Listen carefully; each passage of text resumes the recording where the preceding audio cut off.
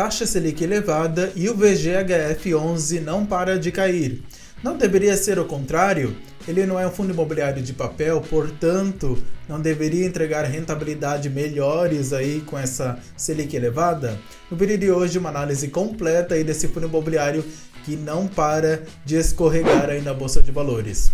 Seja muito bem-vindo ao canal FIIs com Neto Pereira e eu já começo aqui o vídeo mostrando aqui a cotação do VGHF11, que no dia que eu estou gravando esse vídeo está em R$ 6,82, né? Tá quase virando aí um FII base 5. E no acumulado desse ano, a rentabilidade desse fundo imobiliário caiu 27,75%. Então partiu aqui para os indicadores deste FII. Dividend Yield lá nas alturas, 16,01% nos últimos 12 meses. Lembrando que quanto mais a cotação cai, maior fica o Dividend Yield. O CP sobre VP, ou seja, preço dividido pelo valor patrimonial, mostra que o fundo imobiliário está sendo negociado com um desconto de 23%. 0,77 é o CP sobre VP. Bem descontado, bem desvalorizado.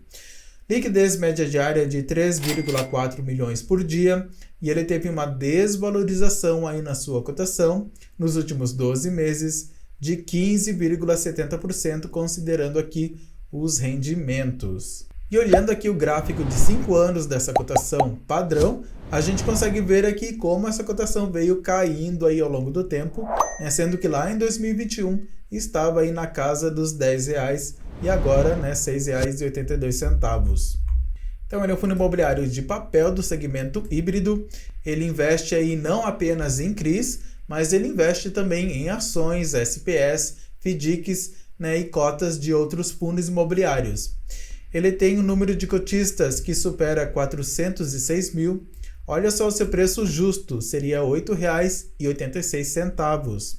O seu último rendimento foi 9 centavos por cota. O seu valor patrimonial é de 1,4 bilhão de reais. Então é um fundo imobiliário com valor patrimonial gigante. Seu dividend yield atual 16,01% e o seu dividend yield médio nos últimos 5 anos é de 17,77%. E a gente vê como a rentabilidade desse fundo imobiliário ela foi mais alta lá em 2021, né, chegando a entregar em dezembro daquele ano 1,83% de rentabilidade para os seus cotistas e terminou agora em novembro de 2024 entregando 1,15% de rentabilidade para os seus cotistas. E os seus dividendos também acompanham essa oscilação aí na rentabilidade, sendo que ele chegou a entregar lá em 2021 18 centavos por cota para os seus cotistas e agora o último rendimento foi de 9 centavos por cota, valor que foi pago agora no dia 6 de dezembro.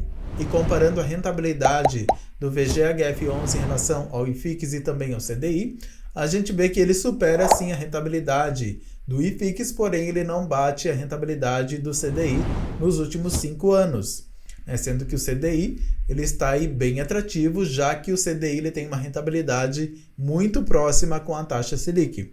Então, taxa Selic alta, CDI também lá nas alturas. Porém, o que a gente tem que levar em consideração é que a taxa Selic, apesar de ela estar subindo aí novamente, não é saudável aí para a economia que a taxa Selic se mantenha elevada aí por muito tempo. Uma hora ela vai ter que cair.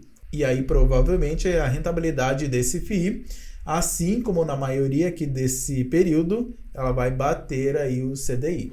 Então, abrindo aqui o relatório gerencial referente ao mês de novembro de 2024 do VGHF11, você pode conferir aqui o objetivo aqui do fundo imobiliário, né, que é investir aqui em vários tipos de ativos, não só CRIs. Por isso, ele é um fundo imobiliário hedge fund, um pouquinho mais complexo aí de você entender.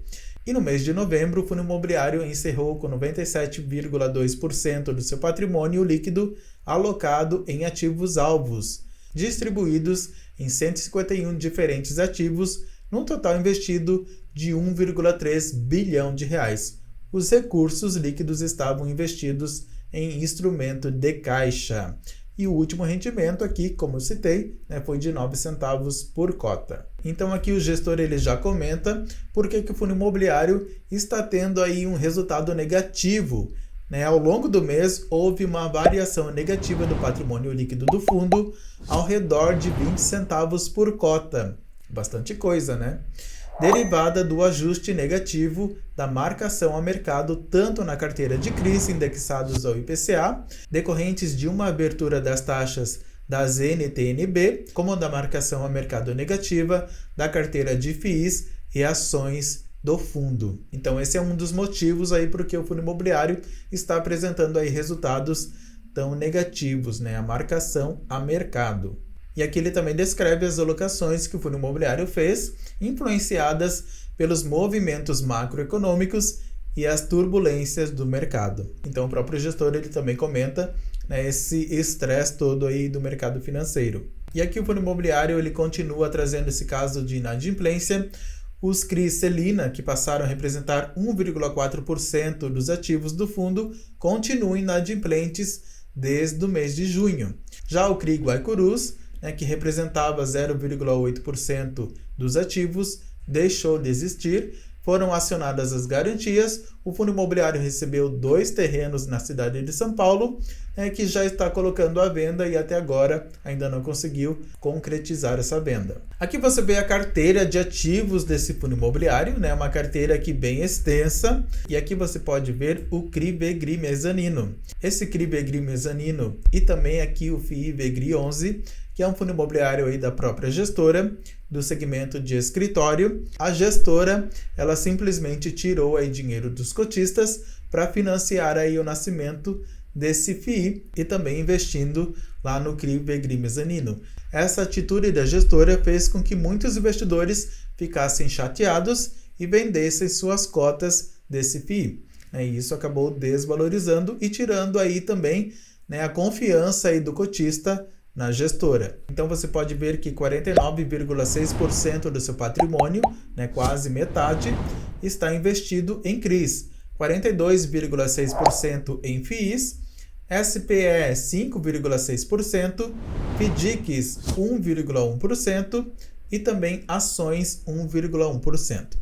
E o grande segmento aí desse fundo imobiliário é o segmento residencial, 46,8%. E os seus indexadores em relação aos seus CRIs, ele tem aqui 3 variações do IPCA e 41,3% indexados ao CDI. E o fundo imobiliário ele tem 2 estratégias aí na sua carteira, a estratégia de valor e a estratégia de renda. A estratégia de valor representa 41,1% dos seus ativos e a estratégia renda representa 58,9% dos seus ativos. A estratégia renda são investimentos aí a longo prazo, justamente para gerar renda aí para o FII. E a estratégia de valor são investimentos aí de curto prazo para gerar valor patrimonial aí para o FII. Então você pode ver aqui que no mês de novembro o fundo imobiliário ele teve receitas de 16,3 milhões de reais e subtraindo suas despesas, que somam 1,5 milhão de reais, o resultado passível de distribuição foi de 14,7 milhões de reais. E ele distribuiu um valor maior, 14,8 milhões de reais para os seus cotistas. A gente pode ver que as receitas que ele gerou foi menor que no mês de outubro. E o resultado também foi menor, porém ele manteve aqui o mesmo rendimento. E o fundo imobiliário ele tem um resultado aí acumulado a distribuir de 2,4 milhões de reais, que representa aí 1 centavo por cota. Agora um ponto bem importante é que a Selic ela voltou a subir novamente. O Comitê aí de Política Monetária, o Copom, elevou a Selic no dia 11 de dezembro. Elevou aí para 12,25% ao ano. Eu quero chamar a atenção aqui nesse comunicado aqui do Banco Central. O Copom, então, decidiu realizar um ajuste de maior magnitude, elevando a taxa básica de juros em 1 ponto percentual para 12,25% ao ano de rentabilidade e entende que essa decisão é compatível com a estratégia de convergência da inflação para o redor da meta ao longo do horizonte relevante. Sem prejuízo de seu objetivo fundamental de assegurar a estabilidade de preços, essa decisão também implica suavização das flutuações do nível de atividade econômica e fomento de pleno emprego. Diante de um cenário mais adverso para a convergência da inflação, o comitê antevê, em se confirmando o cenário esperado, ajustes de mesma magnitude nas próximas 2 reuniões. Então você vê que o Copom deixou claro que ele pode aumentar ainda mais essa taxa Selic se necessário.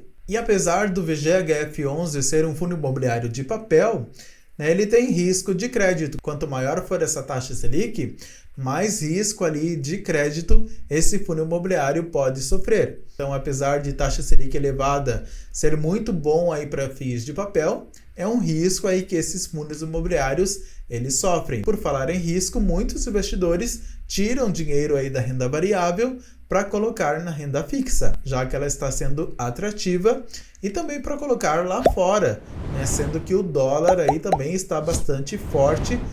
Você pode ver aqui que o dólar hoje, no dia que eu estou gravando esse vídeo, está sendo cotado a R$6. Então todo esse combo aí de marcação a mercado, dólar elevado, taxa Selic elevada, aquele conflito de interesses que teve na metade do ano. Então tudo isso junto acabou prejudicando aí a cotação do VGHF11, risco ou oportunidade de investimento. Eu vejo aqui que o VGHF11 ele pode se recuperar sim. Talvez esse horizonte, essa é a minha visão, tá? Talvez esse horizonte aí de recuperação do VGHF11 possa demorar aí até metade aí de 2025, ou final de 2025. Pode ser aí que o fundo imobiliário ele ande meio que lateralizado aí durante esse período todo e que a cotação dele ande aí na casa aí dos R$6, R$7 durante esse período. Então eu vejo como uma oportunidade de investimento, porém eu não investiria aí grande parte do meu patrimônio nesse fundo imobiliário, até por essa questão aí de polêmica aí da gestora. Eu investiria uma pequena quantidade, acreditando nessa valorização, nessa confiança aí do cotista com a gestora, e que o fundo imobiliário lá na frente ele possa aí ter resultados melhores aí com seus investimentos, inclusive com essas marcações a mercado. E você concorda comigo? Discorda? Qual que é a sua opinião aí sobre o VGHF11? Escreva aqui embaixo nos comentários que eu quero saber. Não se esqueça de se inscrever aqui no canal FIIs com Neto Pereira se você ainda não é inscrito. Ative as notificações, deixe seu like se você gostou desse vídeo e considere também a possibilidade de se tornar um membro aqui do canal, apoiando a divulgação da educação financeira. E se você quiser ter uma consultoria financeira comigo, desde sair das dívidas até os investimentos, eu vou deixar o meu contato aqui embaixo na descrição do vídeo. E vou deixar aqui no final esse vídeo dos top 10 fundos imobiliários baratos aí para você investir. Tenha muito sucesso e até o próximo vídeo.